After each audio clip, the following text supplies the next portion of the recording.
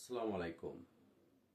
অনেক সময় অনেকে মামলার আসামি হয়ে থাকে, কিন্তু যখন একজন আসামি মামলা থেকে অব্যাহতি নিতে পারে, অর্থাৎ ম্যাজিস্ট্রেট যখন আসামিকে মামলা থেকে অব্যাহতি দিয়ে থাকবেন, যখন আসামি নিজেকে নির্দোষ মনে করবে, অর্থাৎ ফৌজদারি কার্যবিধি আইনের 241-এর খ ধারাতে আলোচনা করা হয়েছে।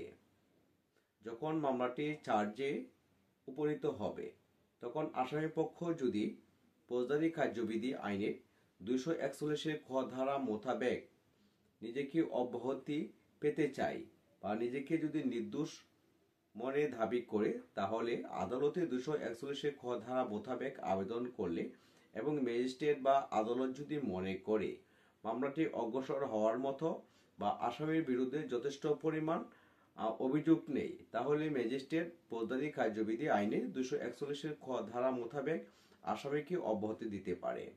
ভিডিওটি ভালো লাগলে অবশ্যই শেয়ার করে টাইমলাইনে লিখে দিবেন। ধন্যবাদ সবাইকে, ভালো থাকবেন, আল্লাহ হাফেজ।